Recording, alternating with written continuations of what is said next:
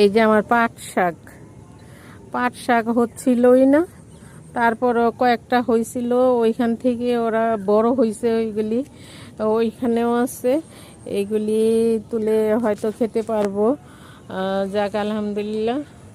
এতদিন ছিলাম না, আমার টেনশন হচ্ছিল গাছগুলির কি অবস্থা হয়, গাছগুলি কি মরে যায় কি না।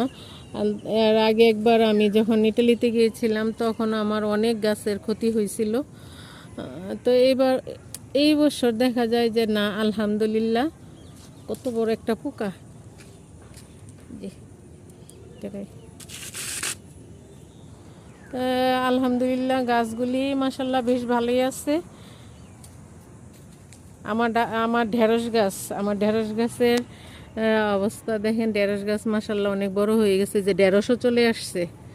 আলহামদুলিল্লাহ ঢেঁড়সও চলে আসছে। এই যে এইখানে ঢেঁড়সগুলি। আমি তো ডাটা তুলে একদম মোটামুটি শেষ করেই গেছিলাম। তারপরেও যে ডাটাগুলি ছিল টুকিটাকি অনেক বড় হয়ে গেছে। এই যে দেখেন কত বড় হয়েছে মাশাল্লাহ। এরকম আরও অনেক ডাটা আছে, কিছু কিছু ওইগুলি বেশ বড় হয়েছে।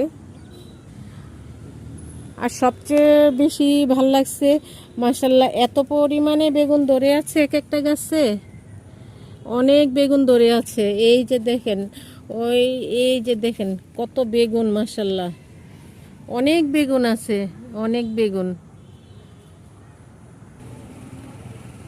এই যে দেখেন বেগুন বেগুন মাশাল্লাহ, এক গাছে কতগুলি বেগুন আছে।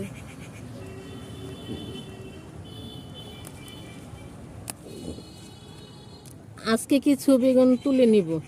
সব জায়গাতে এত আগাছা, এত ঘাস হয়ে রয়েছে, কতদিনে যে ঘাসগুলি পরিষ্কার করি জানি না।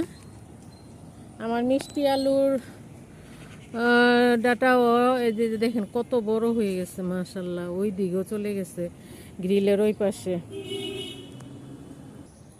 আর এখানে যে ডাটাগুলি আছে এই ডাটাগুলি খুব ভালো নয়। এই ডাটাগুলি এইগুলি একদম প্রথম থেকেই হয়ে গেছিল, শক্ত হয়ে গেছিল। এগুলি যেমন ছিল এমনই রয়েছে, এগুলির কোনো উন্নতি বা অবনতি হয় নাই। তাছাড়া আরেকটা খুশির বিষয় হইল, আমার পেঁপে গাছে পেঁপে ধরছে।